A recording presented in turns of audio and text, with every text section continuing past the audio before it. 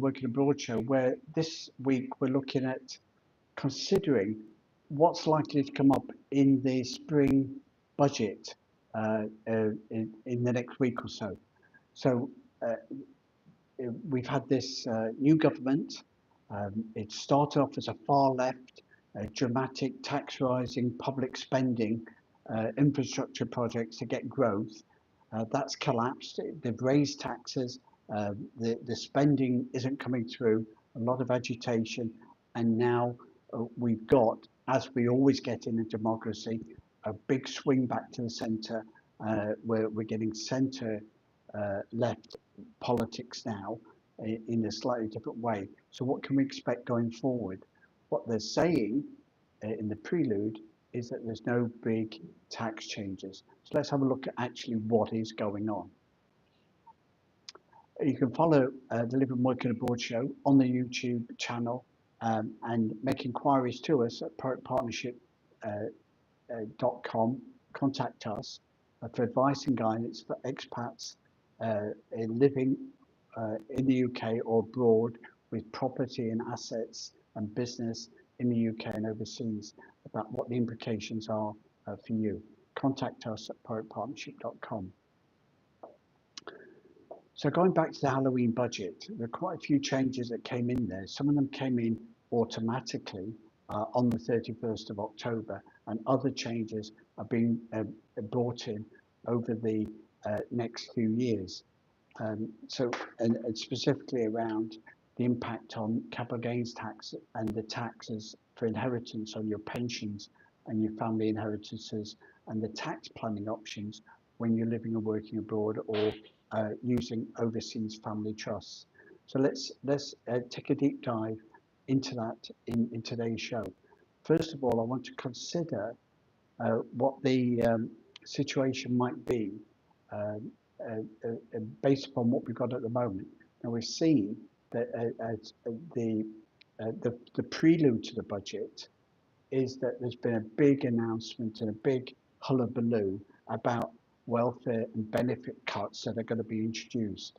Now then they're saying that they have to be introduced. Now it's interesting timing, but the fact that they can do that the week before the budget and say they're going to introduce those state spending cuts will then allow the Chancellor next week on the 26th of March to stand up in a spring statement and say she's more likely to hit her financial targets and regulations because she's not going to overspend, because spending she's going to project is going to come down because of the welfare benefit cuts.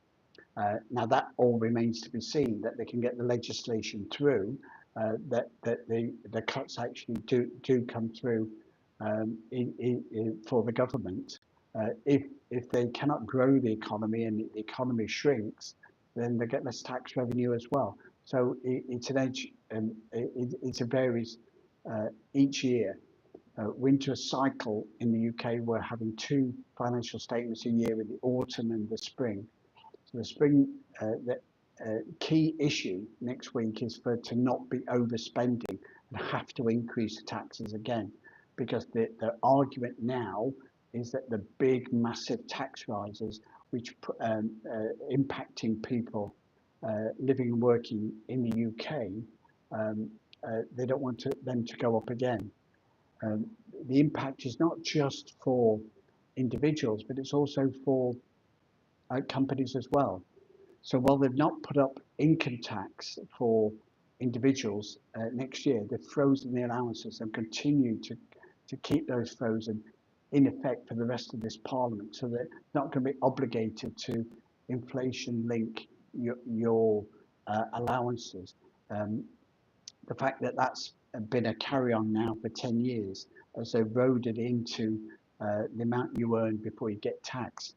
And that's now accelerated by the Halloween budget, where they reduced the rate at which employers have to pay national insurance contributions on salaries, so that while an individual doesn't pay any national insurance or income tax on earnings up to £12,000, £12,500, rounding it off, National insurance is paid by an employer. So not only is the national insurance rate gone up, but it's gone up from a lower base. So now below from around about £5,000, your employer's having to pay national insurance. So that's going to make a big impact on the affordability, on wages for new starters or part-time availability of work.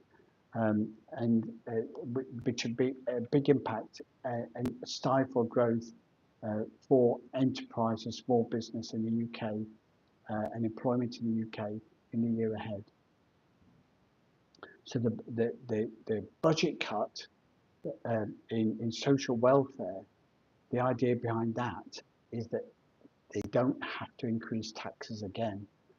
So taxes haven't gone up for a long time in the UK, other than by increasing not indexing the personal allowance. So 10 years of no indexing of the personal allowance has in effect increased the amount of tax people need to pay and crept people into 40% and 45% tax. So more people, many more people are paying 40% tax now than they did before. And that progression into this high rate 40% tax from 20% is set to increase. If you want to be living and working abroad, working remotely, or looking for other tax saving ways to invest and grow in your business, contact us at ProACT.com. So the second big change that's going to be going on over the next year, announced in the Halloween budget, is to do with inheritance tax. So beware the Ides of March. This is a big significant change. The current government have committed now that not only are they going to tax your income, not only are they going to tax your capital gains from your taxed income, which you invest to make profits in business and on property and on savings. 60 years ago, the Labour government introduced capital gains tax. So that's now increased by 80% from 10 to 18%. So capital gains tax has gone up massively as a tax on the profits you make during your lifetime. But now everything that you've got is taxed through inheritance tax when you die. So before October, before the Halloween budget, your pension fund could potentially, depending on your dying circumstances, be left to your family free of inheritance tax. Now the pension pot is part of inheritance tax, and inheritance tax, by the way, is 40% tax.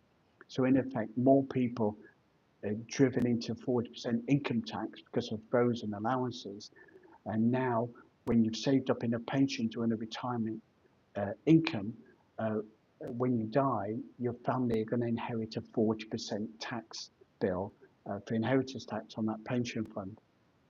The other big thing about putting pension into inheritance tax, it means that a lot more people are going to be labelled for inheritance tax. It's already the fastest growing tax that there is, and there's a reason for that. Why is inheritance tax the fastest growing tax? Because the allowances have been frozen at 325,000 for more than 10 years. Property prices go up, business profits and values go up, investment prices go up. And now the pension funds are being added into the equation to calculate what your inheritance tax is. So more and more people are going to be falling under the inheritance tax band going forward. If you live in London, you could live in a terraced house which is worth £1 million. If you live in a little village in the north or Wales, it may not be worth £1 million. But if you've got a £20,000 pension, then you're looking at a fund which is around about £400,000 to get that. So if you've got a money purchase fund that's providing you with a 20,000 a year pension, that's £400,000. So that's using up your inheritance tax allowance straight away. So your property is going to get inheritance tax of 40%. Your other savings are going to get inheritance tax of 40%. So is that something that you want for your family across border and down generations? This is a question you can ask us at ProACT.com. So let's have a look a bit more about what the implications are for the pensions going into inheritance tax. There's some discussions that are going to take place before the full enforcement of this law in April 27. So from April 26, the law's taking effect, and it gradually ratchets it up through to April 27. But what they want to do in the meanwhile is tighten up the rules for how you can stop paying inheritance tax. What they want to do, in effect, is stop you giving away what you've earned, what you've invested, what you've created, giving that to your family and to your children down the generations. They want to make sure that you pay 40% tax when you die, as well as up to 40%, 45% tax on your income while you're alive, and up to 24% capital gains tax while you're alive as well. So tax, so that you get 100% of whatever you're worth during your lifetime. This is what the plan is. So if you want your family to inherit, if you want your business to be a legacy for your family, if you want to provide for your children and your spouse and your community, there's actions that you need to take during your lifetime to avoid that.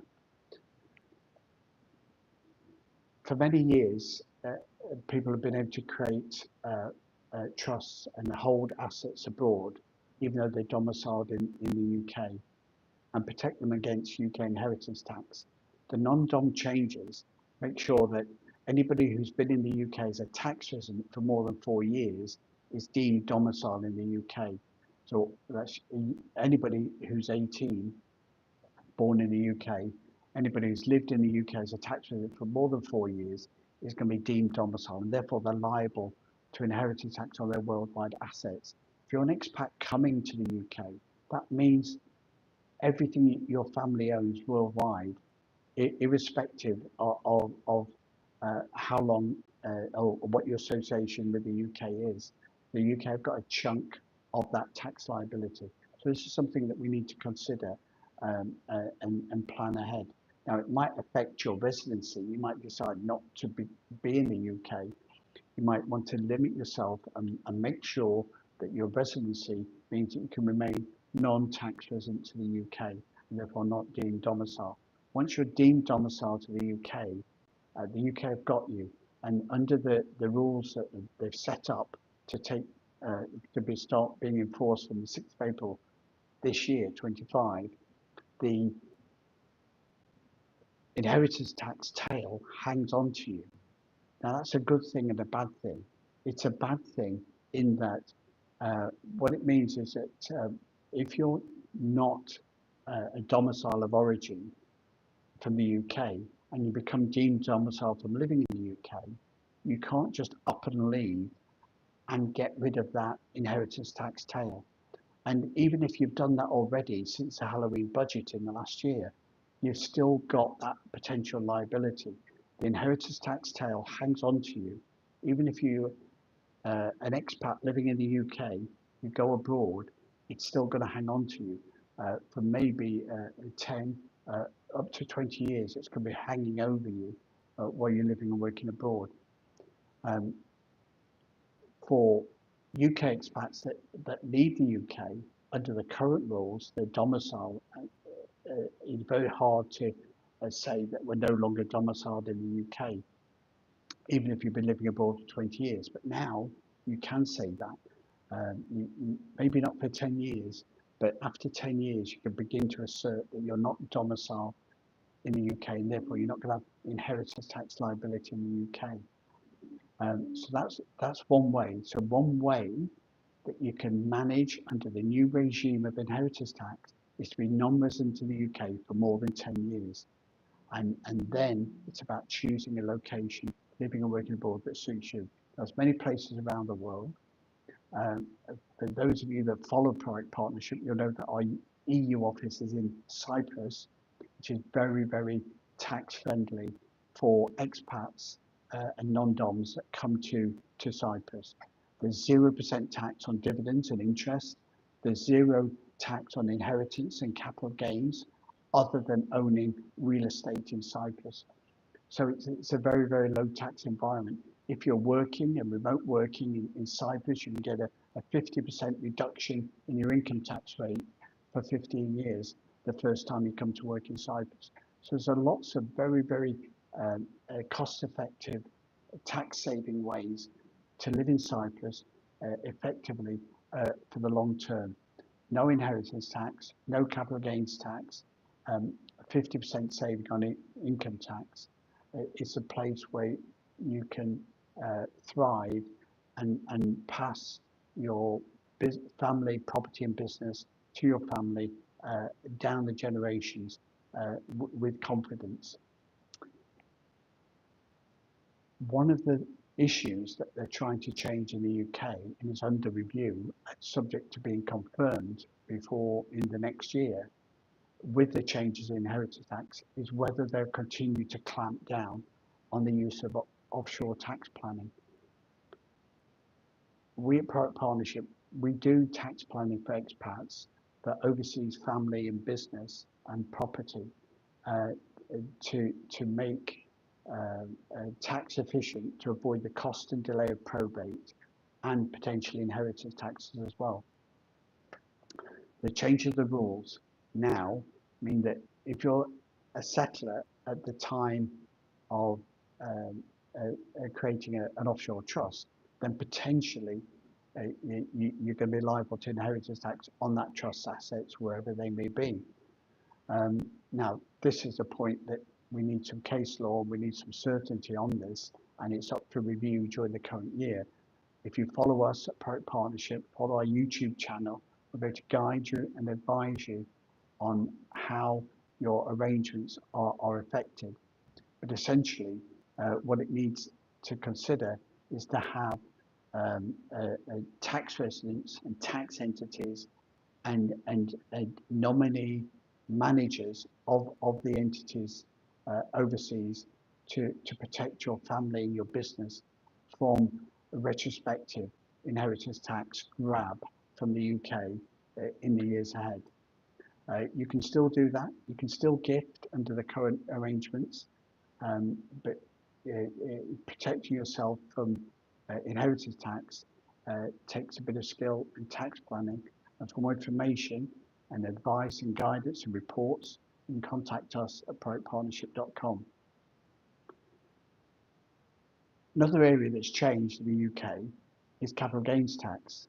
Now, everybody loves in the UK that your principal private residence is capital gains tax free. However, any other residential property or any other investment is subject to capital gains tax. And if your capital gains gain in a year is more than £50,000, then the new rate of capital gains tax is 24%. Even if you're selling your business that you spent your life building up, the tax rate is going up from capital gains tax of 10 to 18%. So everything that you build, everything you invest in, everything you own, they're looking and seeking for capital gains tax. So again, there's a review and a consideration of what your circumstance is in terms of your business, your property and your assets and your gifts, to make sure that they're not going to fall under the scope of a capital gains tax or inheritance tax from the UK. At ProACT, we're very good at advising on that. We'll be fully up to speed with the new set of rules. So for advice and guidance, and to have a review and a report into your current structure and the options that you've got going forward to avoid 40% inheritance tax or 24% capital gains tax, or to avoid 39% in dividend tax, pay 0% on dividend tax, contact us at proactpartnership.com. So, Halloween budget leads into the spring festivities. 25th of March is traditionally the old Julius calendar new year. So the new year was the 25th of March um, at the spring equinox.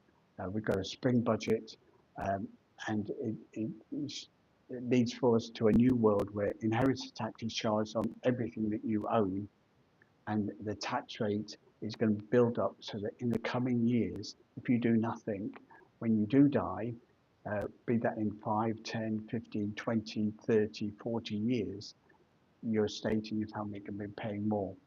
Um, Protect your family's wealth and your business assets. You can contact us at proactpartnership.com. Thanks a lot for listening, and we'll see you again next time.